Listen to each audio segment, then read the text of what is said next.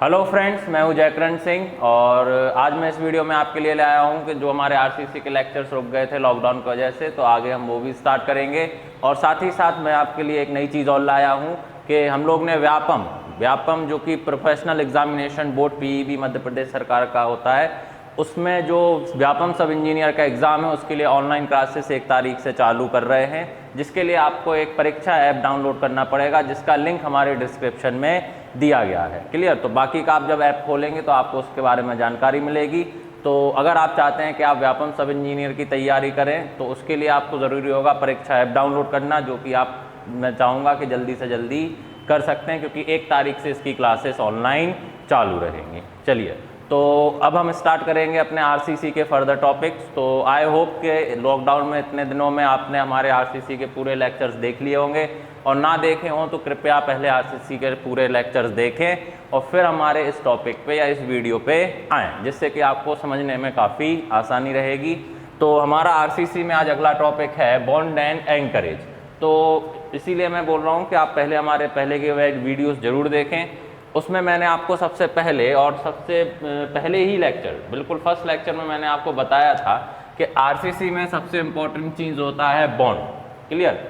अब बॉन्ड किस में होगा? तो बॉन्ड होगा स्टील और कंक्रीट के बीच। तो मैंने आपको स्टार्टिंग में और पहले ही लेक्चर में बताया था कि यहाँ पे स्टील और कंक्रीट में एक बॉन्ड जरूरी होता है, जो कि होता है किसकी वजह से?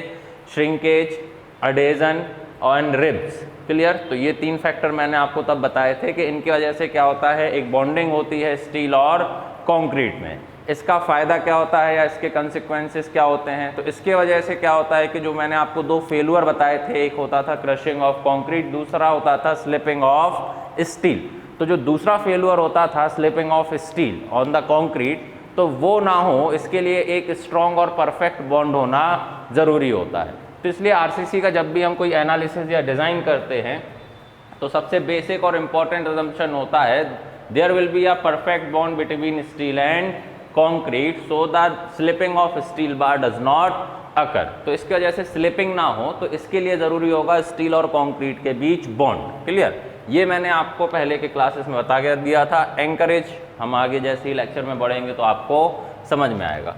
तो बॉन्ड किसकी वजह से होता है? तो जैसा मैंने बताया आपको, shrinkage, adhesion and ribs on deformed bar. Clear? अब इसके अलावा इसका और सिग्निफिकेंस क्या होता है या इसका एनालिसिस हम कैसे करते हैं, तो उसको हम इस लेक्चर में समझेंगे। तो जैसा कि हमने पढ़ा है कि बॉन्ड होता है किसके वजह से? Shrinkage, adhesion and ribs on deformed बार। तो जैसे रिब्स ऑन डिफॉर्म बार, ये खासियत होती है H/SD की, इसलिए हम कह सकते हैं कि बेसिकली 2 चीज़ होती हैं, श्रिंकेज एंड अडेजन। इन तीनों फैक्टर के वजह से ग्रिपिंग अकर होती है स्टील और कंक्रीट में, जिसके कारण कि स्टील स्लिप आउट नहीं होता है कंक्रीट के ऊपर। स्लिप आउट होना मतलब कि जैसे मैंने आपको बताया था कि सपोज ये एक बीम है जिसका बेंडिंग कुछ इस तरीके से हो रहा हो, इसमें आपने ये स्टील लगाया है, तो एक स्टील पे फोर्स एक्ट करेगा, सपोज टेंसाइल फोर्स रहेगा ये, तो ये क्या करेगा, स्टील को कंक्रीट के ऊपर स्लिप आउट। तो ये क्या करेगा कि कंक्रीट को क्रैक करके स्टील बाहर की ओर आना चाहेगा। क्लियर? और इसके वजह से क्या होगा, तो हमने माना था स्ट्रेन कॉम्पेटिबिलिटी। स्ट्रेन कॉम्पेटिबिलिटी के लिए भी जरूरी क्या है? बॉन्ड। तभी आप एक यूनिट बिहेवियर ऑफ आरसीसी का बोल सकते हैं। तो इसके लिए भी इंपॉर्टेंट होता है कि स्ट्रेन कॉम्पेटिबिलिटी मेंटेन रहे, that is strain in steel and the strain in concrete at a point will be same. Steel और कंक्रीट में किसी भी पॉइंट पे स्ट्रेन क्या होता है? सेम। इसको हम बोलते थे स्ट्रेन कॉम्पेटिबिलिटी। उसके लिए भी बॉन्ड होना जरूरी। तो स्लिप आउट करना मतलब क्या हुआ? स्टील अलग चला गया, कंक्रीट अलग चला गया। क्लियर? तो ये क्यों हुआ होगा? क्योंकि स्टील में स्ट्रेन सडनली बढ़ गया होगा। क्लियर? और वो स्लिप आउट करने की कोशिश कर रहा होगा। क्लियर? तो इसको हम बोलते हैं स्नैपिंग या slipping of steel bar. Clear? तो ऐसे फेलुअर को रोकने के लिए ज़रूरी होता है बॉन्ड। क्लियर? अब बॉन्ड के ये फैक्टर है, तो इसी में हम बोलते हैं, तो जैसे ये एक टर्म आया अडेजन फोर्स। क्लियर? क्या वर्ड आया? Adhesion force. तो the intensity of adhesion force, जो ग्रिपिंग होगी उस ग्रिपिंग में कंसिक्वेंस क्या रहेगा? अडेजन फोर्स का। तो जो इंटेंसिटी होती है आपका काय का अडेजन फोर्स का, उसी इंटेंसिटी को हम बोलते हैं बॉन्ड स्ट्रेस। क्या बोला जाता है? Bond stress. फिर से मैं रिपीट कर देता हूं, these are the factor for bond. इनके वजह से ग्रिपिंग होगा। ग्रिपिंग में मेन काम क्या? अडेजन का रहेगा जो उसको अटैच करेगा। The intensity of that adhesion force is known as the bond stress. Clear? So the intensity of this adhesion force क्या बोलेंगे हम? Bond stress. क्लियर?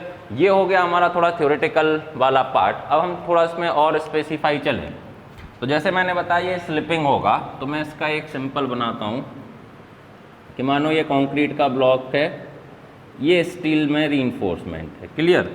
अब इसमें क्या होगा कि टी फोर्स लगेगा यहाँ पे, सपोज, जो उसको क्या करेगा? स्लिपिंग आउट करेगा। उसको रोकने के लिए क्या लगेगा? स्टील और कंक्रीट के इंटरफेस पे इस तरीके का एक फोर्स आएगा। क्या आएगा? फोर्स। क्लियर? आप देखेंगे सरफेस ये काय पे लगेगा और interface between steel and concrete. तो ये टेंसाइल, ये स्लिपिंग फोर्स को रोकने के लिए यहाँ लगता है एक लॉन्गिट्यूडनल शियर स्ट्रेस। क्या लगता है? Longitudinal shear stress. Clear? So bond stress की एक डेफिनेशन हम और बोलते हैं कि स्लिपिंग फोर्स को रजिस्ट करने के लिए एक लॉन्गिट्यूडनल शियर स्ट्रेस लगता है। ये कहाँ लगता है? At the interface of steel and concrete. So यही लॉन्गिट्यूडनल शियर स्ट्रेस बोला जाता है as a bond stress. Clear? तो एक दो डेफिनेशन के तौर पे आप बोल सकते हो, जैसे एक मैंने बताया आपको कि the intensity of that adhesion force is known as the intensity, मतलब जो आप मैग्नीट्यूड करते हैं कि कितना बड़ा फोर्स लगेगा, उस टर्म में मैं बात कर रहा हूँ इंटेंसिटी।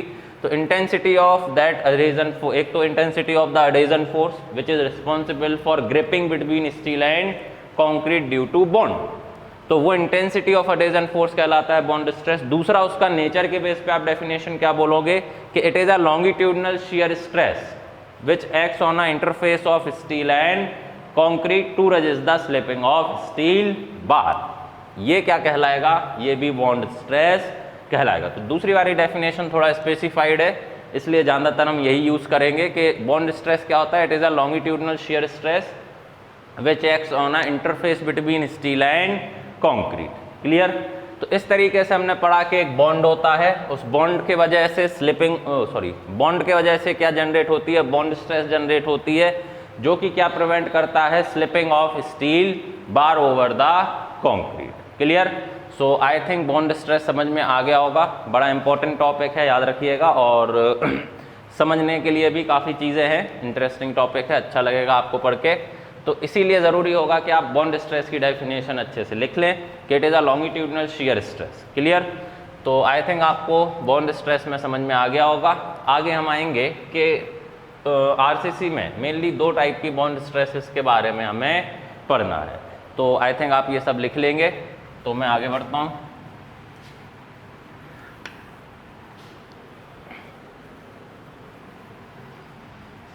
जैसा कि अभी हमने पढ़ा बॉन्ड स्ट्रेस क्या होता है। Clear?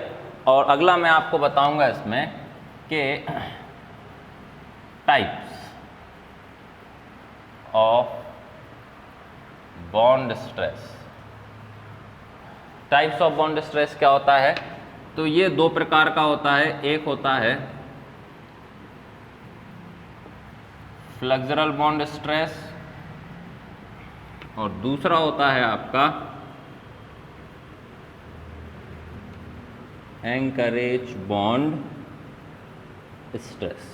Clear? Very very very important रहेगा। कई बार थ्योरी में डायरेक्ट पूछ लेता है एक्सप्लेनेशन के लिए, जैसे कि आपके एसएससी एग्ज़ाम, एसएससी जो जेई एग्ज़ाम होता है, उसके मेंस का भी ये सवाल रहा है कि इनको आप डिफाइन किया जाए, तो इसलिए ध्यान से समझिएगा। तो मैंने अभी आपको बताया कि बॉन्ड स्ट्रेस। क्लियर? अब ये टाइप्स काय पे डिपेंड होंगे? तो टाइप्स डिपेंड होते हैं कि किस तरीके से आप बॉन्ड स्ट्रेस को जनरेट करते हैं। क्लियर? अब इसमें आप बोलेंगे कि सर जनरेट करने वाली क्या बात है? तो जनरेट करना मतलब कि एक जो हमने अभी पढ़ा कि टेंसाइल फोर्स लगेगा, वो बेंडिंग के कारण लगेगा, मूवमेंट के कारण। क्लियर? तो अलग अलग फैक्टर्स हो सकते हैं।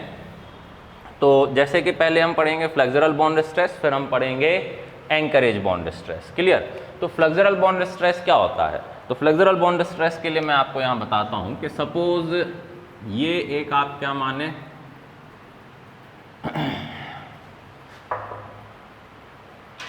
तो ये क्या हो सकता है, एक आपका ब्लॉक ऑफ बीम का एक सिंपल ब्लॉक। क्लियर? तो हम पढ़ेंगे अब टाइप्स ऑफ बॉन्ड स्ट्रेस में। तो पहले मैं आपको बताऊंगा फ्लेक्सुरल बॉन्ड स्ट्रेस, देन हम आएंगे एंकरेज बॉन्ड स्ट्रेस। अब इन पे टाइप्स मैं आपको बता रहा हूँ, टाइप्स काय पे डिपेंड रहेंगे कि किस तरीके से ओरिजिनेट या जनरेट होता है बॉन्ड स्ट्रेस। क्लियर? सो आरसीसी में आपके दो तरीके मेनली होते हैं, इन्हीं जिनके वजह से बॉन्ड स्ट्रेस जनरेट होता है, उसी के बेस पे होता है कि टाइप। क्लियर? तो पहले हम फ्लेक्सर पे आएंगे, फिर मैं आपको समझाऊंगा एंकरेज बॉन्ड स्ट्रेस। तो फ्लेक्सुरल बॉन्ड स्ट्रेस क्या होता है? तो फ्लेक्सुरल बॉन्ड स्ट्रेस होता है कि जैसे आप जानते हैं कि सपोज ये एक एग्जांपल लें हम कि एक सिंपली सपोर्टेड बीम है जिस पे लग रहा है एक यूडीएल। क्लियर?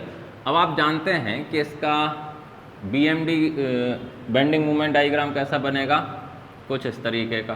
क्लियर? अब आप क्या देखते हैं कि ये होता है लेंथ सपोज बीम का, तो लेंथ वाइज यहाँ क्या चेंज हो रहा है, मूवमेंट, ये आप क्या बोलोगे, बेंडिंग मूवमेंट। क्लियर? तो बेंडिंग मूवमेंट चेंज होने के वजह से आपके बार में जो फोर्स होता है, जैसे इस ये हमारा थ्योरेटिकल है, जैसे एक्चुअल बीम में मैं बनाऊं तो कुछ ऐसा बनेगा, सपोज सिंपली सपोर्टेड, ये अब ये इफेक्टिव स्पान या क्लियर स्पान वगैरह के साथ। तो ये जो लेंथ ऑफ बीम है, इसमें क्या होता है कि लेंथ के साथ साथ बेंडिंग मूवमेंट चेंज होगा। उस बेंडिंग मूवमेंट चेंज की वजह से ये बार में भी फोर्सेस में क्या आएगा, चेंज आता है। क्लियर? तो फिर बॉन्ड स्ट्रेस भी अलग जगह अलग अलग रहेगी। क्लियर? तो ऐसी bond stress which is variate due to किसके कारण, जिसमें वेरिएशन आता हो या चेंज आता हो with change in bending movement along the length. समझ रहे हैं? तो वो जो चेंज इन बार फोर्स होता है किसके कारण, बेंडिंग मूवमेंट के चेंज होने के कारण अलोंग द लेंथ, तो ऐसे बॉन्ड स्ट्रेस को बोला जाता है फ्लेक्सुरल बॉन्ड स्ट्रेस। दूसरी चीज नाम से ही समझना है, फ्लेक्सर। मैंने आपको पहले बताया फ्लेक्सर मतलब क्या होता है, बेंडिंग। तो बेंडिंग बॉन्ड स्ट्रेस मतलब क्या हुआ कि due to change in bending movement along the length there will be the change in force in bar. Clear? तो उसके हिसाब से बॉन्ड स्ट्रेस भी चेंज होगा अगेंस्ट में, that bond stress is known as flexural bond stress. तो उसी force के हिसाब से बॉन्ड स्ट्रेस जनरेट होगा, ऐसे बॉन्ड स्ट्रेस को आप बोला जाता है फ्लेक्सुरल बॉन्ड स्ट्रेस। तो डेफिनेशन जरूर लिख लीजिएगा, एसएससी मेंस, ईएस मेंस ऐसे एग्जाम्स में इसको एक्सप्लेनेशन करने आता है। ऑब्जेक्टिव में भी सवाल पूछ सकता है कि डेफिनेशन देके डायरेक्ट क्या मतलब हो सकता है फ्लेक्सुरल बॉन्ड स्ट्रेस का। सो इट इज अ क्या कि due to change in bending movement along the length, change in force in the reinforcement bar. Clear? इसके कारण जो बॉन्ड स्ट्रेस आप देखेंगे या जो ओरिजिनेट होगी वो बॉन्ड स्ट्रेस कहलाएगी आपकी फ्लेक्सुरल बॉन्ड स्ट्रेस। क्लियर? तो पहले हम फ्लेक्सुरल, ये मैंने अभी डेफिनेशन बताई है, थ्योरेटिकली आप डेफिनेशन लिखेंगे जो मैंने आपको बोला है, इसी का मैं आपको डेरिवेशन कराऊंगा कि आप कैसे कैलकुलेट करेंगे कि कब कितना बॉन्ड स्ट्रेस जनरेट होगा। कौन सा bond stress, flexural bond stress. Clear? So I think definition समझ में आ गए होंगे। तो पहले हम अलग से पढ़ेंगे फ्लेक्सुरल बॉन्ड स्ट्रेस, देन अलग से anchorage bond stress.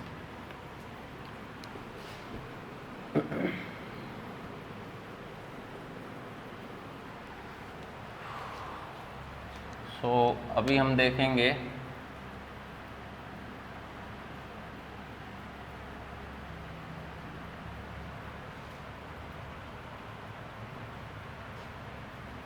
Flexural bond stress notify के लिए टाउ BF इसको बोला जाता है एज अ नोटिफिकेशन। तो फ्लेक्सुरल बॉन्ड स्ट्रेस क्या होगा कि change in bending movement along the length. Clear? तो चेंज इन बेंडिंग मूवमेंट जैसे मैं क्या लेता हूँ, dm/dx।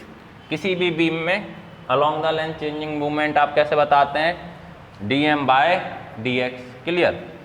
अब आपने सोम पढ़ी लिया है इतना, it is equals to Vx, as we know that changing bending moment at a section represents the change in shear force at that section. Clear?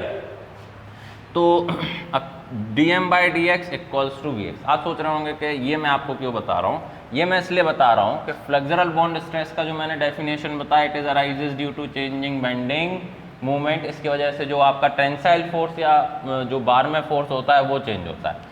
तो यहाँ से हम देखेंगे कि Vx, तो यहाँ पे आपका आता है कि क्रिटिकल सेक्शन,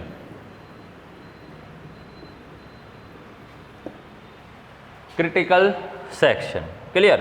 अब critical section for the flexural bond stress, तो कई बार एग्जाम में पूछ लेता है कि फ्लेक्सुरल बॉन्ड स्ट्रेस के लिए क्रिटिकल सेक्शन क्या हो सकता है। तो बड़ा सिंपल है कि चेंज इन बेंडिंग मूवमेंट मतलब बराबर शियर फोर्स। तो जैसे यहाँ पे होता है कि जहाँ बेंडिंग मूवमेंट मैक्सिमम हो वहाँ शियर फोर्स क्या होता है, मिनिमम।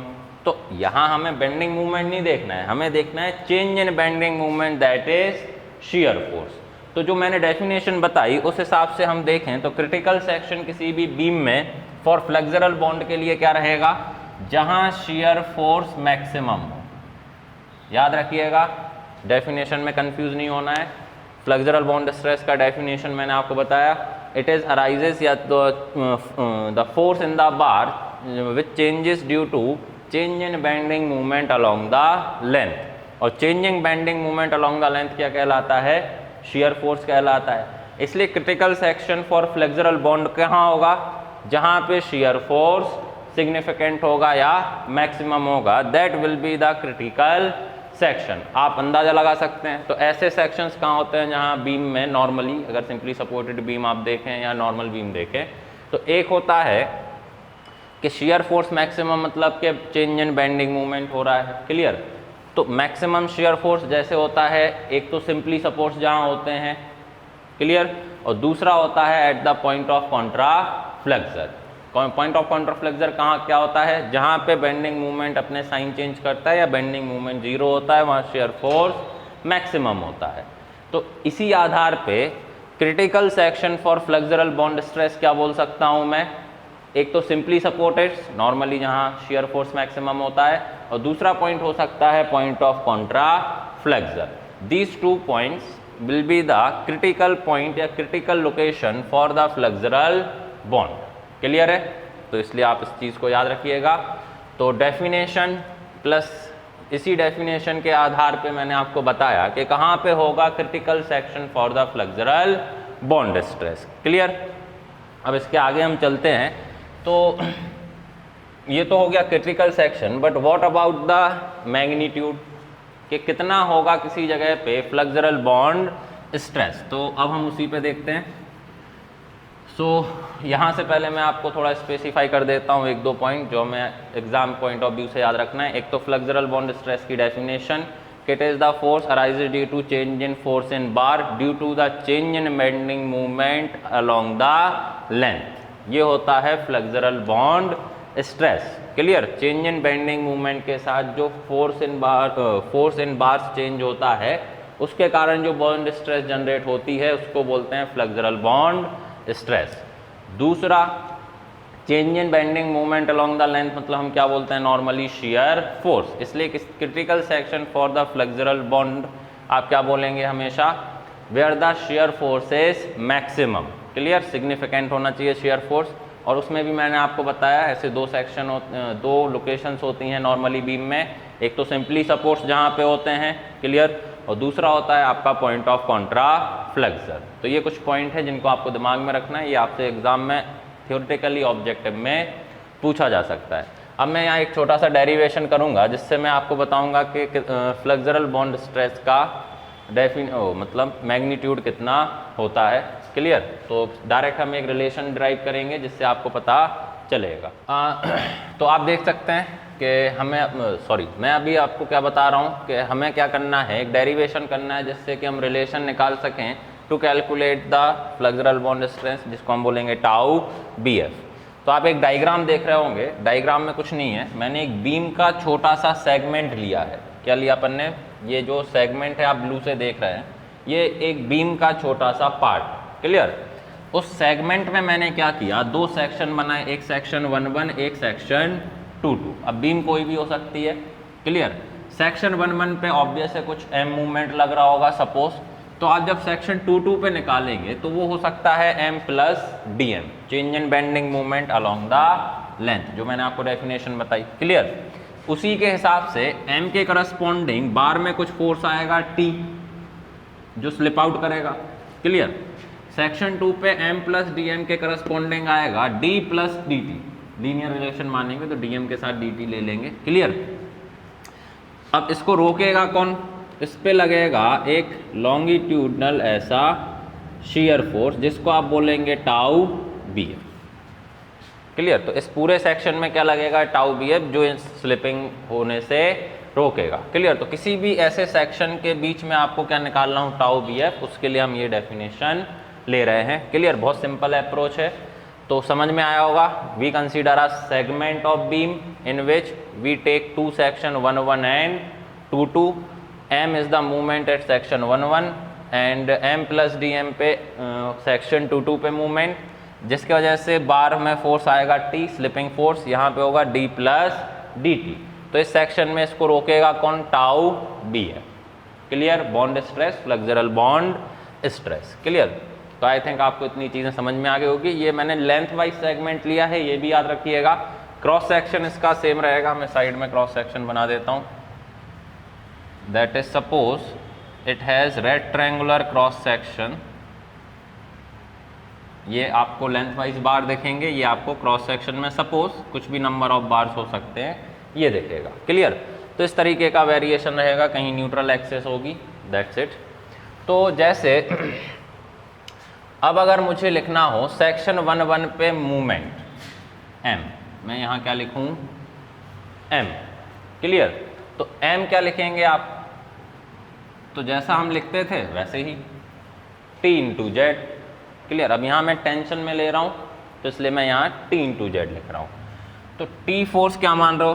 दैट इज t का t रहेगा यहाँ पे। अभी देखिए z क्या होता था? z होता था लीवर आर्म डिस्टेंस। z को आप क्या लिखते? तो इसीलिए आप एक लीवर आर्म कोफिशिएंट लिखते थे, दैट इज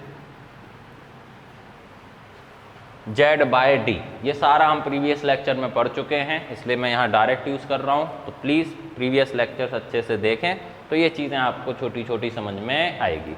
तो लीवर आर्म डिस्टेंस का हम एक कोफिशिएंट लेते थे, lever arm coefficient which is z by d, lever arm distance divided by effective depth. इसी के आधार पे देखिए मैं m को क्या लिख सकता हूँ? j into D. ये मैंने कहाँ लिखा? At section 1-1 movement t into z, z को मैंने लिखा j इंटू डी। सेम आप लिखेंगे सेक्शन 2 पे m plus D M equals to, ये क्या हो जाएगा? t plus d t. अब लीवर आर्म डिस्टेंस मैंने आपको डिटेल में बताया था, तो लेंथ वाइज जो लीवर आर्म डिस्टेंस होता है वो क्या होता है? कांस्टेंट। तो यहाँ पे भी फोर्स के साथ इंटू j इंटू डी, एक तरीके से जेड लिखना है। क्लियर? ये कांस्टेंट हो जाता है। क्लियर? इफेक्टिव डेप्थ भी कांस्टेंट रहेगा लेंथ वाइज, तो इसलिए जेड डिस्टेंस भी कांस्टेंट रहेगा। क्लियर? चेंज क्या होगा? These forces. क्लियर? तो यहाँ पे देखें तो आप m की जगह क्या रख सकते हैं? t into J into D. m की जगह मैंने क्या रखा? t into J into D plus D M equals, अब देखिए इंटू कर दें तो यहाँ पे भी क्या बचेगा? R H S side T J D plus T D into J into D, यही बचेगा। ये पूरा टर्म क्या कर सकते हो आप? कैंसिल आउट कर सकते हो। तो चेंज इन बेंडिंग मूवमेंट क्या आएगा? T into J into D. और एक्चुअली आपको यही चाहिए था, एक्चुअली आपको क्या चाहिए था? टी डी इक्वल्स टू क्या आ जाएगा? T M upon j into D. Clear है? टी डी तो change in force D T क्या शो कर रहा है? सेक्शन 1 से सेक्शन 2 जाते जाते आपका कितना चेंज इन फोर्स आया कायम में? ये बार में जो उसको स्लिप आउट करेगा, तो वो किसके बराबर होगा? D m upon j into D. Clear? तो आप ये याद रखिएगा, t d equals to d m upon j into D. Clear. अब इसके आगे का मैं नीचे लिखूंगा। अब ये तो हो गया क्या, जो स्लिप आउट फोर्स करेगा। अब इसको रोकेगा कौन, tau B f, bond stress develop होगा। क्लियर। तो बॉन्ड स्ट्रेस की बेसिक डेफिनेशन मैंने आपको क्या बताई थी, it is a longitudinal shear stress जो काय पे एक्ट करता है, interface of the steel and concrete. तो ये स्टील के क्रॉस सेक्शन के अंदर एक्ट नहीं करेगा, ये जैसे स्टील का बार है तो ये इसके बार के सरफेस पे एक्ट करेगा। क्लियर। तो जैसे मैं यहाँ लिखूँ टाउ बी एफ, जैसे ये क्या हो गया, एक्टिंग फोर्स जो अनस्टेबल करेगा स्लिप आउट। रजिस्टिंग फोर्स क्या लिखेंगे हम, तो देखिए स्ट्रेस। अब रजिस्टिंग फोर्स लिखना है तो स्ट्रेस इनटू क्या करना पड़ेगा, एरिया करना पड़ेगा। क्लियर। तो यहाँ मैं एरिया में देखिए क्या करता हूँ, जैसे सपोज एक ही बार लगाया हो तो एक बार में फोर्स कितना आ जाएगा, तो ये आ जाएगा pi into five. Pi into five क्या हुआ, सरकमफेरेंस। फाइव मतलब diameter of one bar into कितने लेंथ तक, dx। आ गया समझ में, कितने लेंथ तक आएगा, dx लेंथ तक आएगा। तो ये क्या बनेगा, इसको मैं बोल सकता हूं रजिस्टिंग फोर्स। ये रजिस्टिंग फोर्स किसके अगेंस्ट होगा, इस स्लिपिंग फोर्स के अगेंस्ट। क्लियर। अब अगर हम इक्विलिब्रियम कंडीशन लें तो इक्विलिब्रियम कंडीशन में, तो मैं थोड़ा अब ये डायग्राम हटा रहा हूँ, तो आई थिंक अब समझ में आ गया होगा। मैं एक बार और एक्सप्लेन कर देता हूँ। ये मैंने दोनों सेक्शन से निकाला change in force which causing slipping of steel bar. इसको रोकने के लिए रजिस्टिंग फोर्स क्या बनेगा, टाउ बी एफ। एक बार का डाया अगर हम लें, क्लियर, तो वो आ जाएगा pi into five into D x. ठीक है। जैसे कई बार क्या होता है कि नंबर ऑफ बार्स होते हैं, अलग अलग डाया के होते हैं। क्लियर। तो आप यहाँ कुछ भी ले सकते हैं, जैसे मैं सारे अलग अलग डायामीटर का पेरीमीटर लूँ और उसका ऐड कर दूँ और उसको मैं ले लूँ समेशन ऑफ सपोज कुछ भी पी। समेशन ऑफ पी मतलब समेशन ऑफ पी मतलब होता है summation of perimeter of all bars. सारे अलग अलग बार्स का अगर डाया अलग अलग है, देखो सेम है तो कोई दिक्कत नहीं। क्लियर। अगर अलग अलग है तो सबका अलग अलग निकालेंगे, उनको जोड़ देंगे तो summation of all parameter of all bars. अगर डिफरेंट है, क्लियर, आप चाहो तो एक बार को लेके कभी कर सकते हो, तो सीधा पाई इंटू फाइव। मैं मान लेता हूँ कि अलग अलग है यहाँ पे, तो that is summation of perimeter of all bars. Clear. So अगर अब हम देखें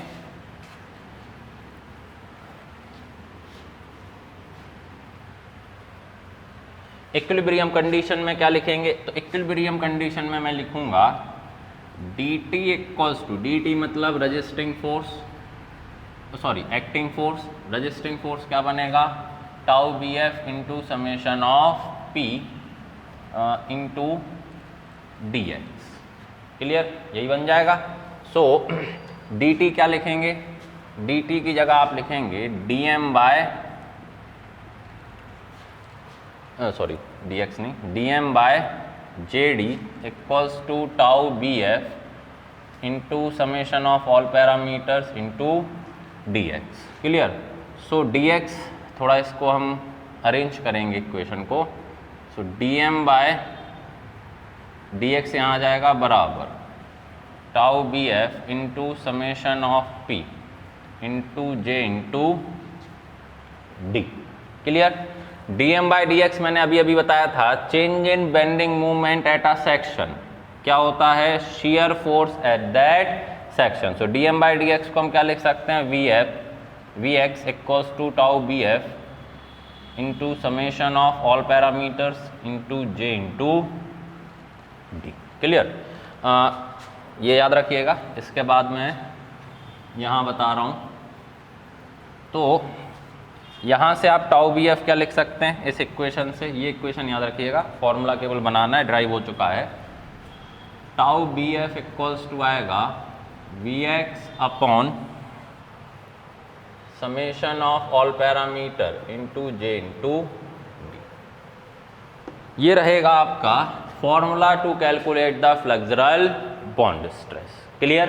सो इस तरीके से आप निकाल सकते हैं फ्लेक्सुरल बॉन्ड स्ट्रेस। मैं फिर आपको रिपीट कर देता हूँ, इट इज़ इम्पॉर्टेंट फॉर, जो मैंने डेरिवेशन किया है, आप चाहो तो ऑब्जेक्टिव एग्जाम्स के लिए डायरेक्ट फॉर्मूला याद कर सकते हो, लेकिन जैसा मैंने आपको बताया कि एसएससी जेई का जब आप एग्ज़ाम देते हैं तो उसमें मेंस एग्ज़ाम होता है, तो ये सवाल उसमें आ चुका है कि आप इसको एक्सप्लेन करें कि फ्लेक्सुरल बॉन्ड स्ट्रेस क्या होता है या आप इसको कैसे कैलकुलेट कर सकते हैं। तो मैंने आपको बड़ा सिंपल अप्रोच बताया, हमने एक सेगमेंट माना था बीम का, उस सेगमेंट में 2 सेक्शन माने, उनके बीच का dx लेंथ माना, t + dt फोर्स माना ड्यू टू m और m + dm मूवमेंट के चेंज के कारण। तो चेंज इन फोर्स आया जिसकी वजह से स्लिपिंग हुआ, तो उसको रोकेगा कौन? Longitudinal shear stress that is bond stress in flexure that is tau bf। अब ये मैंने आपको बताया ये कहाँ एक्ट करता है? सरफेस पे। तो सरफेस का तो आपको सरफेस एरिया लिखना है, ना कि क्रॉस सेक्शनल एरिया। इसके लिए तो dx लेंथ तक करेगा, समेशन ऑफ ऑल डायमीटर्स हमने मान लिया दैट इज p। क्लियर?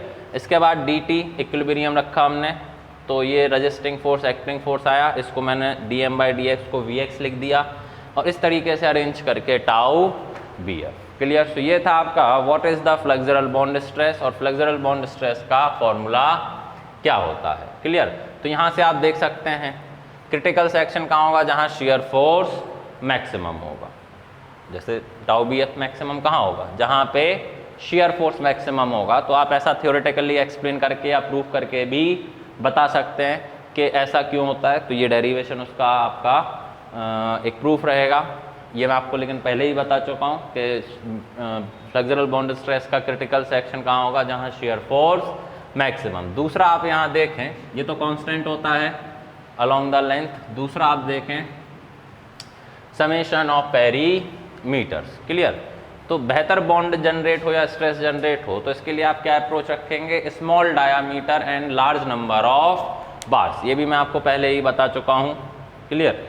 तो इस तरीके से आप रिलेशन बना सकते हैं with the dia of bar and the shear force, किसके साथ? With the flexural bond stress के साथ। क्लियर? तो ये था हमारा पहले टाइप का bond stress that is flexural bond stress. Clear? अब हम आगे आएंगे काय पे? एंकरेज बॉन्ड स्ट्रेस पे।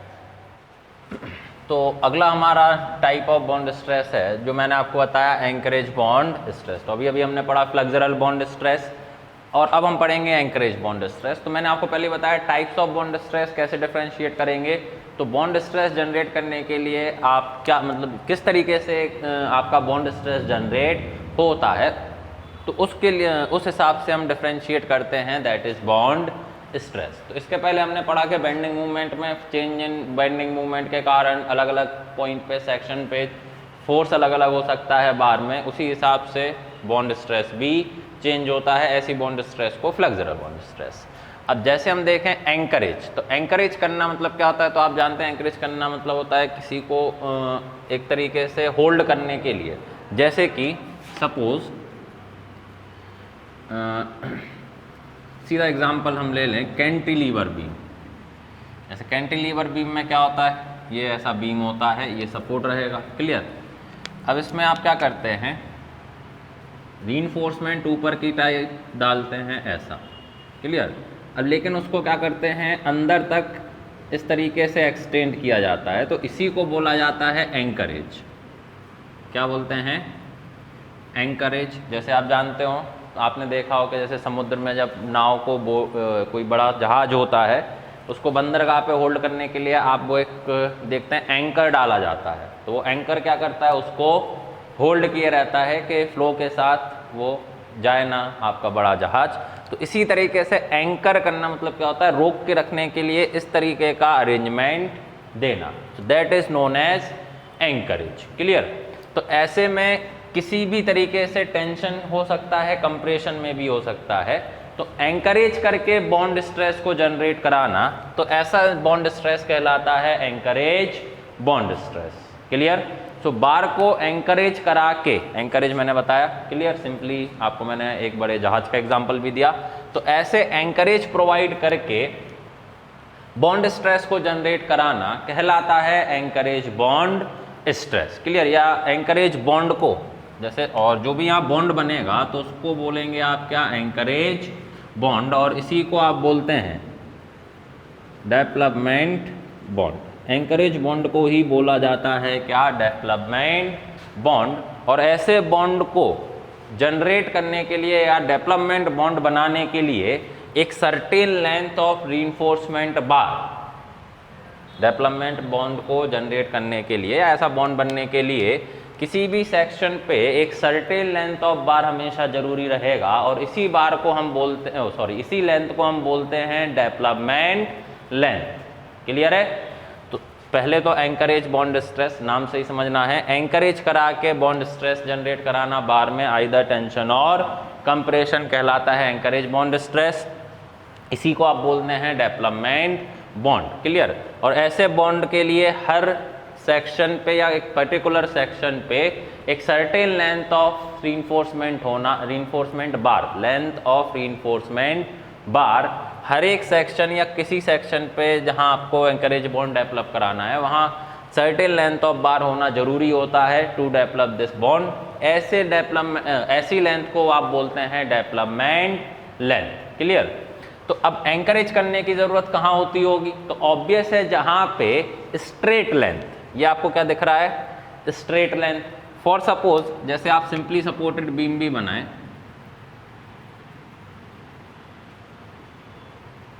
तो ये ऐसा, अब जैसे मानो मैंने रीइंफोर्समेंट नीचे दिया, इवन ऊपर भी दूंगा तब भी यही करूंगा, तो ये कहलाता है स्ट्रेट लेंथ। क्लियर? तो नॉर्मली स्ट्रेट लेंथ आपका स्पान में तो सफिशिएंट होता है, तो यहाँ पे डेवलपमेंट लेंथ की जरूरत नहीं। अब समस्या क्या है, यहाँ पे जो कट ऑफ पॉइंट या एंड पॉइंट्स होते हैं, जिनको आप extreme cut off points, and points कुछ भी बोल सकते हो। क्लियर? अब यहाँ पे शेयर फोर्स जैसे सिंपली सपोर्टेड के केस में क्या होता है, मैक्सिमम। अब लेकिन यहाँ बार क्या हो गया, डिसकंटिन्यू, जैसा यहाँ। अब लेकिन डेवलपमेंट लेंथ या एंकरेज बॉन्ड या फिर आपको स्लिपिंग रोकने के लिए यहाँ अभी भी एक्स्ट्रा लेंथ ज़रूरी होता है, तो इसीलिए हम यहाँ क्या प्रोवाइड करते हैं, बेंट, इस तरीके के anchorage. It is also called anchorage. तो लगभग सेंटर ऑफ सपोर्ट से इसको इस तरीके से बेंड किया जाता है, इसी को अपन बोलते हैं एंकरेज। क्लियर? तो ये भी क्यों किया जाता है, ये भी इसलिए किया जाता है फॉर अ परफेक्ट बॉन्ड, जहाँ पे ऐसे पॉइंट्स, तो मैंने आपको बताया एंकरेज कहाँ देने की जरूरत होगी, ऐसे extreme and cut off points पे। क्लियर? तो एंकरेज बॉन्ड स्ट्रेस और कहाँ देते हैं एंकरेज बॉन्ड स्ट्रेस, ये मैंने आपको बताया। और हर जगह पे एक सर्टेन लेंथ ऑफ रीइंफोर्समेंट बार होना जरूरी होता है, किसके लिए, फॉर डेवलपमेंट बॉन्ड के लिए, जिससे स्लिपिंग ऑफ स्टील बार ना हो। ऐसे लेंथ ऑफ रीइंफोर्समेंट बार को हम बोलते हैं डेवलपमेंट लेंथ। क्लियर है? सो ये था थ्योरेटिकल पार्ट। अब हम आते हैं इसके डेरिवेशन की तरफ कि हम कैसे एंकरेज बॉन्ड स्ट्रेस का बताएंगे। तो ये सब समझ में आ गया होगा। ये एग्जांपल हैं कहाँ पे हम एंकरेज बॉन्ड स्ट्रेस जनरेट कराते हैं, किन कंडीशन में कराते हैं, किन पॉइंट्स पे कराते हैं। तो चलिए इसके आगे बढ़ते हैं।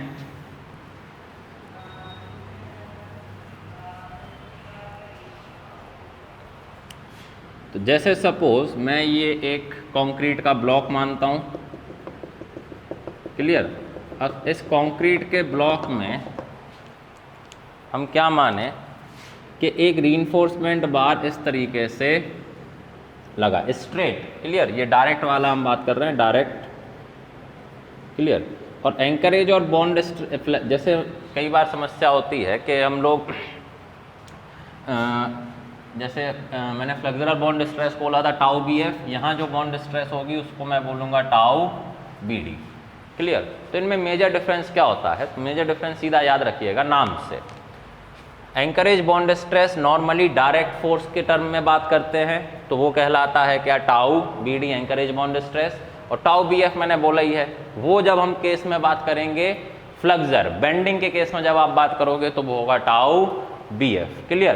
तो एंकरेज बॉन्ड स्ट्रेस कहाँ, तो जहाँ डायरेक्ट फोर्स लग रहा हो, एक्सियल फोर्स लग रहा हो जिसके कारण स्लिपिंग हो रही हो, तो उसके अगेंस्ट जो एंकरेज होता है, this is called anchorage. Clear? तो वो जो एंकरेज के कारण बॉन्ड स्ट्रेस जनरेट होती है उसको बोलते हैं एंकरेज बॉन्ड स्ट्रेस। तो ये भी डिफरेंस होता है। एंकरेज बॉन्ड स्ट्रेस में क्या बता रहा हूँ कि डायरेक्ट फोर्स जब बार पे लगे तो उसमें रोकने के लिए क्या होता है, इस तरीके के एंकरेज के कारण एम्बेडमेंट, ये कंक्रीट क्या है, कंक्रीट इसको पूरा कवर किया है, इसकी वजह से इसके इंटरफेस पे क्या लगेगा, जैसे यहाँ मानो T, अब ये T किसके कारण, बार का डिजाइन फोर्स क्या लेते हो LSM में 0.87 Fy इंटू AST। ये सब हम पहले लेक्चर में बहुत डिटेल में पढ़ चुके हैं कि ये कैसे लिखते हैं, तो इसको आप खुद याद रखें। अब इसके अगेंस्ट क्या लगेगा, इस पे टाउ BD, तो डायरेक्ट फोर्स के अगेंस्ट डायरेक्ट शियर स्ट्रेस लगा, क्लियर। अब ये कितने लेंथ पे लगा, तो सपोज ये जो लेंथ है इसको अपन मान लें LD। LD क्या, डेवलपमेंट लेंथ, क्लियर। तो ये हो गया। अब यहाँ पे क्या, एक्टिंग फोर्स जो उसको स्लिप आउट करेगा, रजिस्टिंग फोर्स, तो ये टाउ BD कहाँ लगेगा, इसके interface between steel and concrete, clear. तो मैं यहाँ लिखूँगा टाउ BD, अब जैसे एक ही बार है तो उसका सरकमफेरेंस पाई LD। ये क्या हुआ, this is resisting force due to this tau BD anchorage के कारण। इक्विलिब्रियम में क्या आ जाएगा, ये बराबर होगा 0.87 Fy इंटू AST, ऐसे ही आ जाएगा। Tau BD pi into LD equals to 0.87 Fy into AST। तो tau BD into pi into 5 into LD equals to 0.87 Fy। अब एक ही बार की बात हो रही है तो AST की जगह मैं क्या लिख सकता हूँ, π/4 इंटू 5 मतलब डाया ऑफ बार, क्लियर। तो फोर्स इंटू एरिया आ गया, आपका स्ट्रेस इंटू एरिया आ चुका है। यहाँ देखिए आप क्या होगा, पाई से पाई कैंसिल कर सकते हैं, 5 से 5 स्क्वायर कैंसिल हो गया।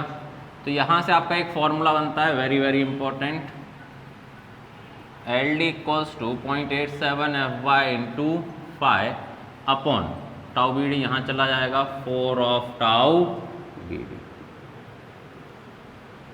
It is a development length required, clear, to prevent the slipping of steel bar due to this force. तो ये इतना लेंथ ऑफ बार हर सर्टेन लोकेशन पे होना जरूरी होता है जिससे कि क्या ना हो, स्लिपिंग और स्नैपिंग ऑफ स्टील बार ना हो। तो LD क्या कहलाएगा, डेवलपमेंट लेंथ। तो कई बार डेवलपमेंट लेंथ की डेफिनेशन आ सकती है, तो आप अलग अलग डेफिनेशन बोल सकते हैं। जैसे इसको क्या बोलेंगे कि it is a certain minimum length of a reinforcement bar required at a section to prevent slipping of steel बार।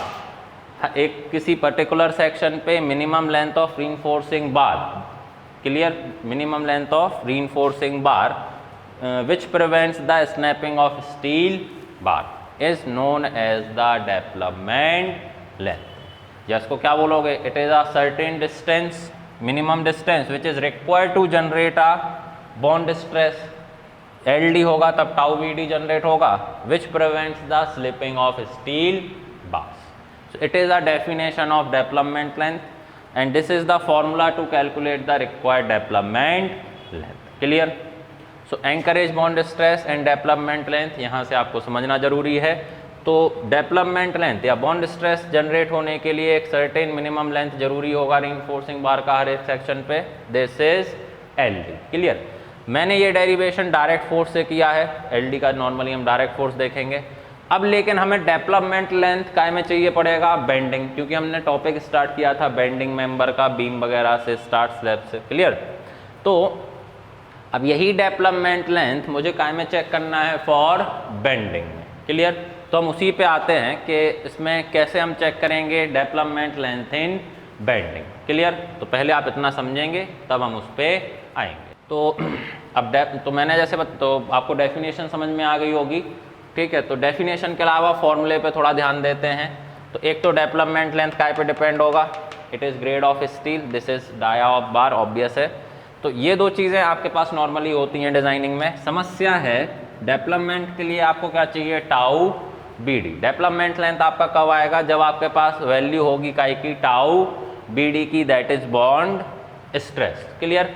इसके लिए आपके पास होता है IS कोड द्वारा दिया गया recommendation for the value of tau BD you will prefer the IS code recommendation जो आपका 4, 5, 6 में दिया जाता है।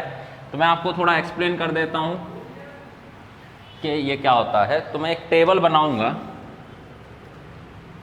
क्लियर। वो आप चाहें तो IS कोड से भी देख सकते हैं, मैं यहाँ थोड़ा एक्सप्लेनेशन के लिए बना रहा हूँ। क्लियर। तो आपको एक टेबल मिलेगा आपके IS कोड में, वो टेबल इस तरीके से रहेगा, ग्रेड ऑफ कंक्रीट, यहाँ रहेगा टाउ BD इन न्यूटन पर mm स्क्वायर। क्लियर। तो मैं कुछ वैल्यू लिखूंगा, सारी नहीं लिखूंगा। जैसे कि सपोज मैं आपको लिखूं यहाँ M20, M25, M30 और M35। क्लियर। तो आइए, on the basis of grade of concrete tau BD की डायरेक्ट वैल्यू आपके पास होती है 1.2, 1.4, 1.5 एंड 1.7, और भी हो सकती है, आप आगे देखेंगे। जैसे M40 और उसके अबव, नॉर्मली एक कॉलम और बना लें, तो यदि M40 एंड अबव या इससे बड़े ग्रेड हैं तो इसके लिए आप लेंगे 1.9। क्लियर। ये जो टेबल है ये IS कोड में दी गई है, ठीक है। तो जैसे एग्ज़ाम में कई बार क्या होता है, ऑब्जेक्टिव में अब कितनी टेबल आप याद करेंगे तो याद नहीं कर पाते हैं, तो वो डायरेक्ट वैल्यू दे देते हैं। क्लियर। लेकिन कभी कभी डिज़ाइनिंग में वैल्यूज़ नहीं आती हैं एग्ज़ाम में, तो फिर आपको एक सर्टेन वैल्यू यहाँ से, जैसे कॉमन क्या है M20, 25, 30, इतने में आपका काम हो जाता है। तो आपको ये वैल्यूज़ थोड़ा माइंड में रखना चाहिए। क्लियर। खैर ये याद करने का काम है आपका, है मेरा काम है समझाना। तो इस टेबल की खासियत क्या है कि ये जो वैल्यूज़ हैं टाउ BD की, ये किसके लिए होती हैं? For plain bars. अब प्लेन बार्स क्या होता है? प्लेन बार होते हैं माइल्ड स्टील। क्लियर। एक तो माइल्ड स्टील और दूसरा इन टेंशन जोन। और किसके लिए होता है? For tension. जो ये टेबल है, और टेबल में जो टाउ BD है with the on the basis of grade of concrete, these values only applicable for plain bar, मतलब mild steel, that is Fe250, and only in tension zone, और केवल टेंशन के लिए। क्लियर। अब ये टेंशन और compression का क्या आ गया, और माइल्ड, अब इसके अलावा क्या होता है? H/SD। तो अगला सवाल आता है, तो यदि हमें सवाल में दे दिया हाई यील्ड स्ट्रेंथ डिफॉर्म्ड बार, और साथ में दे दिया टेंशन की जगह कंप्रेशन में डेवलपमेंट लेंथ निकालना, तो फिर हम क्या करेंगे? तो यहाँ कुछ डिफरेंस है, तो पहले वो डिफरेंस हम समझेंगे। डिफरेंस मतलब टेबल के साथ आप देखेंगे IS कोड में इसके कुछ पॉइंट दिए गए हैं नोट में, रिकमेंडेशन पे। तो पहले हम समझते हैं कि अगर माइल्ड स्टील की जगह क्या लगा हो, हाई ग्रेड स्टील लगा हो, Fe415 या 500, तो ऐसे में आपको क्या करना है कि ये जो वैल्यूज़ हैं, इन वैल्यूज़ को इंक्रीज करना है बाय 60%। अगर प्लेन बार या माइल्ड स्टील की जगह क्या लगा हो, H/SD, तो आपको इन वैल्यूज़ को इंक्रीज करना है बाय 60%। क्लियर। और यदि टेंशन की जगह कंप्रेशन हो तो इन्हीं वैल्यूज़ को इंक्रीज करना है 25% को। क्लियर। तो हाई ग्रेड स्टील होगा तो आप करेंगे 60%, और अगर टेंशन की जगह कहाँ निकालने दे, कंप्रेशन, तो आप इंक्रीज करेंगे these values by 25%। Very very important, direct exam में पूछ लेता है कि नॉर्मली रिकमेंडेशन से आप H/SD में कितना परसेंट बढ़ाते हैं? 60%। टेंशन की जगह नॉर्मल वैल्यूज़ में कंप्रेशन में कितना बढ़ाएंगे? तो 25%। अब मान लो दोनों दे दिया साथ में, H/SD और कंप्रेशन, तो पहले 60 देन 25%। क्लियर। तो जैसे 1.2 का पहले 60% बढ़ाओगे, फिर उसका 25%। Clear. So these are the IS code recommendation for the value of tau BD। तो जो टेबल होती है वो टेबल में देते हैं plane bar, mild steel in tension. Clear. और अगर H/SD दे दे तो इन्हीं वैल्यूज़ को 60% बढ़ाना है, कंप्रेशन में 25%। क्लियर। ये हो गया IS कोड रिकमेंडेशन। लेकिन दूसरा आपके माइंड में चीज़ आता है कि ये ज़रूरत क्यों पड़ा, क्यों अलग से प्लेन बार, स्टील, टेंशन, कंप्रेशन, H/SD, इनके लिए अलग अलग रिकमेंडेशन की ज़रूरत क्यों पड़ी? तो बड़ा सिंपल है, मैं आपको बताता हूँ। जैसे पहले बात करते हैं कंप्रेशन। तो जैसा कि आप जानते हैं कि टेंशन साइड हम कंक्रीट, स्टील को इफेक्टिव बनाने के लिए कंक्रीट को क्या मानते हैं? क्रैक मानते हैं बेंडिंग में। क्लियर। और जब क्रैक हो जाता है तो सारे का सारा फोर्स ट्रांसफर काय पे मान लेते हैं? स्टील पे मान लेते हैं, और कंक्रीट का एरिया ऑन टेंशन साइड क्या मान लेते हैं? नेग्लेक्टेड। तो वो क्रैक होने के वजह से क्या होता है, स्टील कंक्रीट का स्ट्रेंथ कम रहेगा, तो बॉन्डिंग में भी इफेक्ट पड़ेगा। तो एक ये कारण है कि कंप्रेशन में हम कोई भी कंक्रीट को क्रैक नहीं मानते हैं, तो टेंशन साइड कंक्रीट क्रैक होता है, कंप्रेशन साइड नहीं होता है, तो इसलिए बेहतर बॉन्डिंग कहाँ होगी, कंप्रेशन साइड। तो बॉन्डिंग बेहतर होगी तो टाउ बी डी की वैल्यू भी ज़्यादा कहाँ आएंगी, रजिस्टिंग ऑन कंप्रेशन साइड। ठीक है। दूसरा जो श्रिंकेज आपका मेन फैक्टर होता है बॉन्ड का, श्रिंकेज वगैरह लॉन्ग टर्म इफेक्ट, श्रिंकेज का इफेक्ट भी किस साइड ज़्यादा होता है, कंप्रेशन साइड ज़्यादा होता है। क्लियर। इसीलिए वहाँ श्रिंकेज ज़्यादा होने से बॉन्ड भी कहाँ बेहतर होगा, ऑन कंप्रेशन साइड। तो इसलिए 25% कंप्रेशन साइड बढ़ाना ज़रूरी होता है। क्लियर। तो एक तो ये रीज़न हो गया कि कंप्रेशन साइड क्यों टाउ बी डी ज़्यादा लेते हैं। दूसरा हम आते हैं माइल्ड स्टील की जगह अगर HYSD लगाएं तो 60% क्यों बढ़ाया। तो मैंने आपको फैक्टर बताए थे बॉन्ड में, एक तो फाई के लिए LD जरूरी, ये ज़्यादा। क्लियर। दूसरा मैंने आपको बताया था कि बॉन्ड में एक पॉइंट होता है that is ribs on deformed bar. Bonding के लिए आप क्या करते हैं, कई बार आप देखते हैं स्पाइरल प्रोजेक्शन बने होते हैं जिनको आप बोलते हैं रिब्स। काय पे बने होते हैं, हाई ग्रेड स्टील पे। वो बना ही किस लिए जाते हैं, फॉर बेटर ग्रिपिंग और बॉन्डिंग। तो ऐसे में अगर आप HYSD बार लगा रहे हैं 415 या 500, तो वहाँ रिब्स के कारण बेहतर बॉन्ड होगा, ग्रिपिंग होगी, इसलिए बेहतर बॉन्ड स्ट्रेस जनरेट होगा। इसीलिए HYSD के केस में टाउ BD को बढ़ाया जाता है 60%। क्लियर। आप चाहें तो अलग अलग कॉन्क्रीट ग्रेड के लिए टेबल बना सकते हैं फाई के टर्म में। क्लियर। मैं चाहूँगा आप डायरेक्ट याद रखें, सिंपल फॉर्मूला है, टेबल है, अगर कंडीशंस हैं कब हमें क्या लेना है, कंडीशंस भी मैंने एक्सप्लेन की क्यों लेने की ज़रूरत है। क्लियर है। तो आई थिंक अब आपको ओवरऑल डेवलपमेंट लेंथ समझ में आ गया होगा। वेरी वेरी इंपॉर्टेंट फॉर्मूला है ये, इसको याद रखिएगा। ठीक है। अब हम आएंगे कि दिस डेवलपमेंट लेंथ अभी हमने डायरेक्ट फोर्स के टर्म में समझा, जहाँ बार में क्या लग रहा हो, डायरेक्ट। अब हम यही डेवलपमेंट लेंथ समझेंगे इन द फ्लक्सर। क्लियर। तो हम उस पर आते हैं। अब हम देखेंगे कि जो अभी मैंने आपको डेवलपमेंट लेंथ का फॉर्मूला बताया वो कब था, कि जब रीइंफोर्स्ड विंग बार में क्या लगे, एक डायरेक्ट फोर्स लगे। क्लियर। अब वही डेवलपमेंट लेंथ अगर मुझे बेंडिंग में निकालना पड़े तो आपने फ्लक्सर में बॉन्ड स्ट्रेस क्या पढ़ा, tau BF, V upon summation of P diameter of perimeter of all dia into J into D। Clear. अब बेंडिंग और बीम का हम पूरा एनालिसिस करके आए हैं, उसमें भी हमने क्या माना कि स्टील में फोर्स क्या लगता है, tension side T, that is 0.87 Fy into AST, यही लगता है, stress into area, that is direct force. तो मैं इसको इसी बेसिस पे इक्वेट क्या कर दूंगा, टाउ BD। क्लियर। अब अभी अभी आपने लिखा था क्या कि tau BD into LD into pi into phi, एक बार का। अब सपोज यहाँ कुछ लगे हों n नंबर ऑफ बार्स, हम यहाँ n नंबर ऑफ बार्स मतलब फाई डायामीटर के, मतलब सेम डायामीटर के सारे बार होंगे, तो एक का होगा पाई इंटू फाई, तो n नंबर अब क्या हो जाएंगे सारे। तो सपोज n नंबर के बार हैं और एक बार का पेरीमीटर है pi into phi, equals to 0.87 Fy into AST। Clear. अब देखिए, तो यहाँ से टाउ BD आप क्या लिख लोगे, tau BD equals to 0.87 Fy into AST divided by LD। अब इसको क्या लिख देंगे, समेशन ऑफ P, यही हो जाए, मतलब सारे सेम डाया है तो ऐसा लिखने के लिए मैं नोटिफिकेशन में शॉर्ट में क्या लिख दूंगा, समेशन ऑफ P। क्लियर है। तो 0.87 Fy AST, इसको मैंने क्या लिख दिया, summation of P, that is perimeter of all dia. Clear.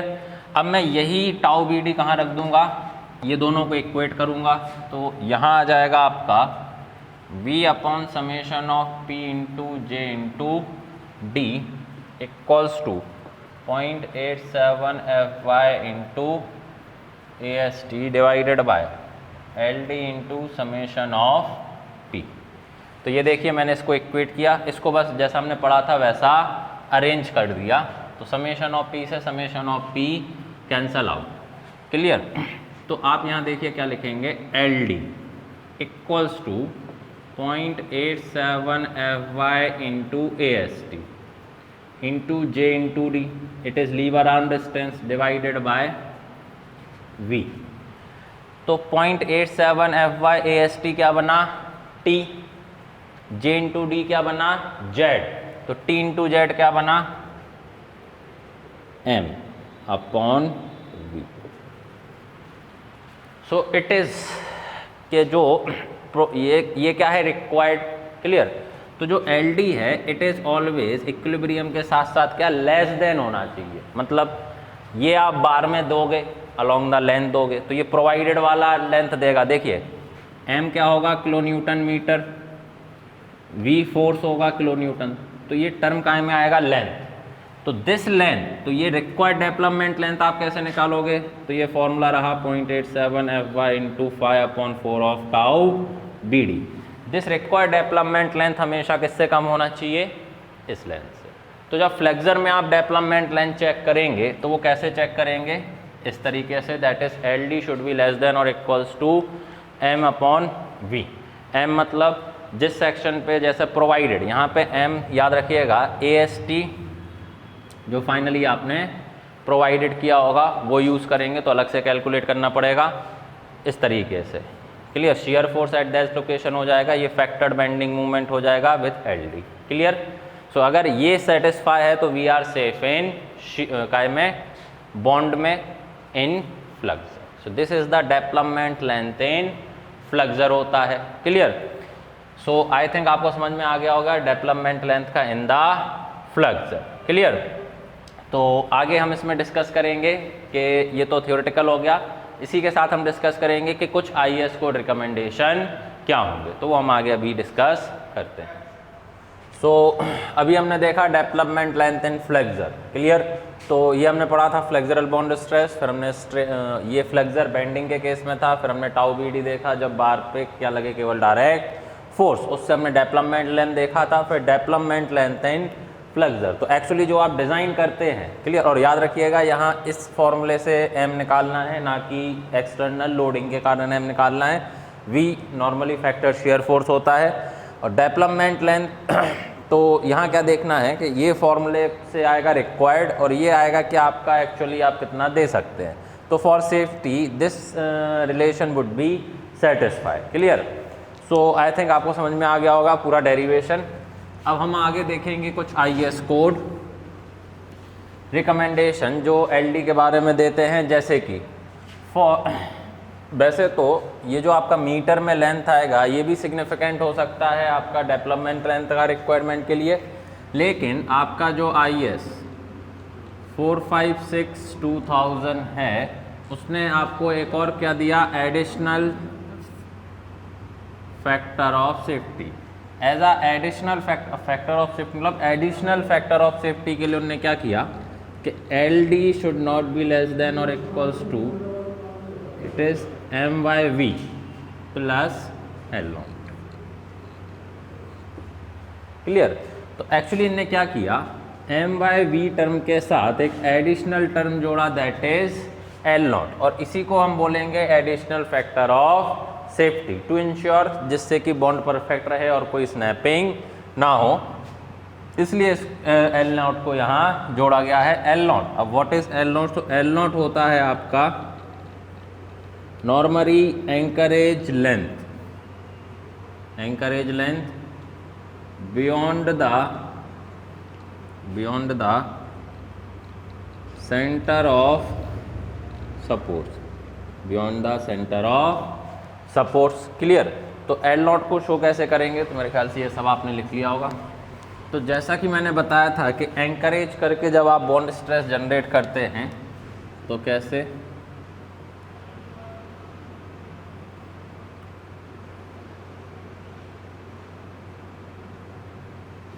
This is clear. अब जैसे रीइंफोर्समेंट ये रहा स्ट्रेट, क्लियर। तो जब भी स्ट्रेट सफिशिएंट नहीं होगा, तो स्ट्रेट सफिशिएंट नहीं होता है, तो ऐसे में दिस इज, ये जो है ये लेंथ, ये जो मैं डार्क करके बता रहा हूँ, दैट इज, ये जो ओवरऑल लेंथ है ये होता है L0, that is anchorage length beyond the centre of support. क्योंकि हमें पता है सिंपली सपोर्ट पे बेंडिंग मूवमेंट क्या होता है, 0। तो अब कहाँ, इनर साइड या आउटर साइड, तो हम मान लेते हैं एट द मिड, तो सेंटर ऑफ सपोर्ट। क्लियर।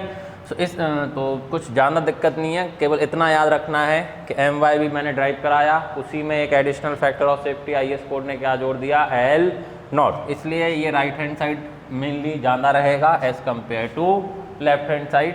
ये सेटिस्फाई होता है, that is we are safe in bond और डेवलपमेंट लेंथ। क्लियर है। चलिए, इसके अलावा आईएस कोड ने एल नॉट के लिए कुछ वैल्यूज़ दी हैं, जैसे एल नॉट इक्वल्स टू होता है 12 टाइम्स ऑफ 5 और D is what, effective depth. Clear. अब इन दोनों वैल्यू में से जो विच एवर इज ग्रेटर, सो अलग से कुछ ज़्यादा वैल्यूज़ भी याद नहीं करनी है। आईएस कोड ने एल नॉट के लिए रिकमेंडेशन भी दिया है 12 of 5 that is dia of bar and effective depth. इनमें से जो भी ज़्यादा आएगा it is taken as L naught, M by V मैं आपको पहले ही बता चुका हूँ एल डी। क्लियर। तो ये होता है development length in flexure. Clear. और जैसे मैंने यहाँ एंकरेज बताया है, तो critical point for flexure development length या फ्लक्सर बॉन्ड के लिए मैं आपको पहले ही बता चुका हूँ कौन से होते हैं। सिंपली सपोर्टेड होगा या जहाँ पे होगा पॉइंट ऑफ कॉन्ट्रा फ्लक्सर, जैसे मिड स्पान एंड सपोर्ट, दो क्रिटिकल पॉइंट्स हो सकते हैं। नॉर्मली मिड स्पान में क्या होता है कि स्ट्रेट लाइन कंटिन्यू होता है, सफिशिएंट लेंथ अवेलेबल होता है, तो नॉर्मली हम चेक कहाँ करते हैं, एंड पॉइंट्स। तो एंड पॉइंट्स मतलब सिंपली सपोर्टेड बीम का, या फिर होगा पॉइंट ऑफ कॉन्ट्रा फ्लेक्सर। ये दो पॉइंट्स लेंगे as a critical section for flexural bond. Clear. ये पूरा एग्जाम के हिसाब से इंपॉर्टेंट है, इसको याद रखिएगा, ये सारा आपका डिजाइनिंग के समय आपको यूज में आता है। क्लियर। सो ये हो गया आईएस कोड का आपका एल नॉट। क्लियर। इसके अलावा भी कुछ रिकमेंडेशन है आईएस कोड के, वो भी मैं आपको डिस्कस करता हूँ। जैसे कि उन्होंने क्या बोला कि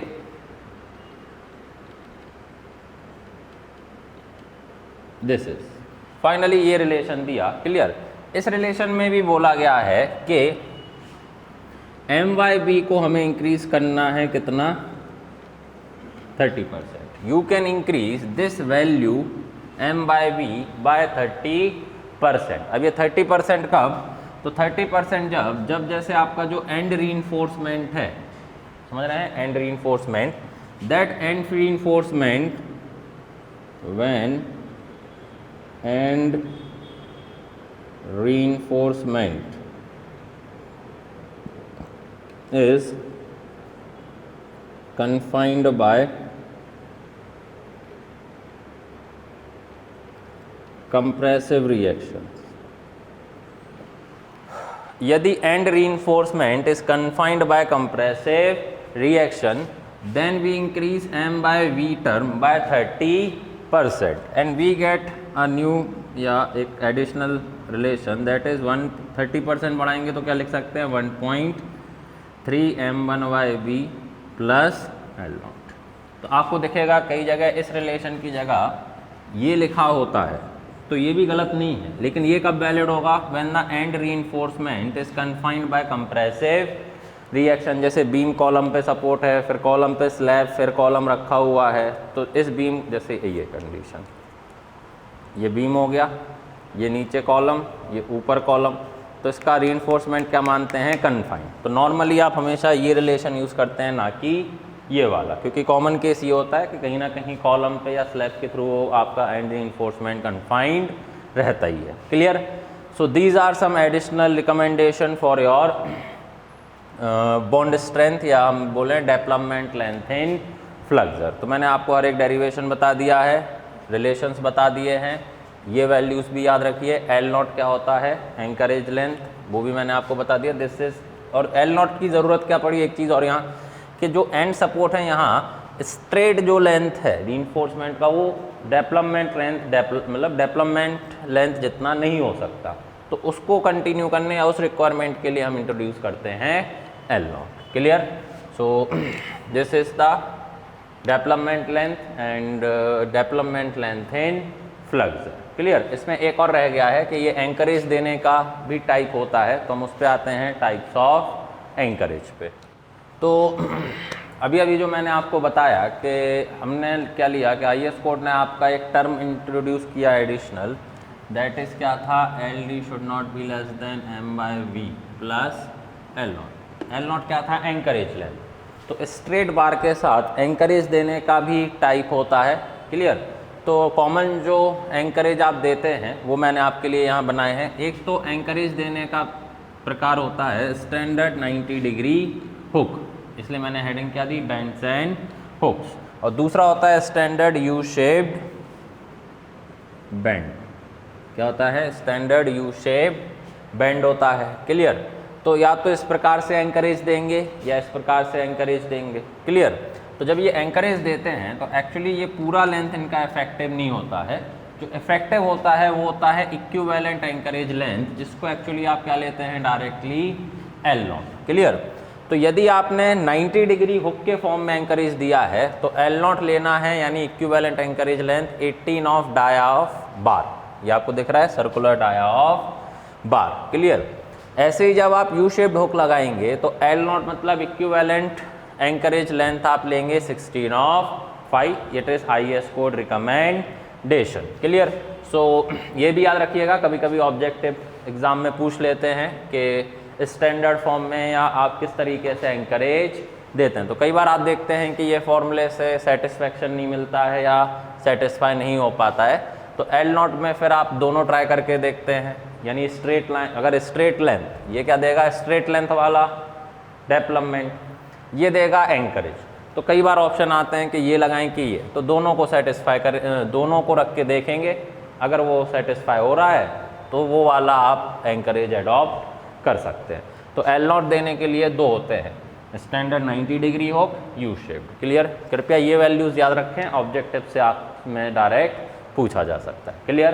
तो ये था हमारा all over the bond and anchorage से रिलेटेड आपका RCC का कॉन्सेप्ट। क्लियर। आई होप आपको ये वीडियो पसंद आया होगा। पसंद आया हो तो वीडियो को लाइक करें, चैनल को सब्सक्राइब करें, फर्दर वीडियोस के लिए बेल आइकन को क्लिक करें और हमारे प्रीवियस लेक्चर्स के लिए आई बटन पे भी क्लिक करें। Thank you.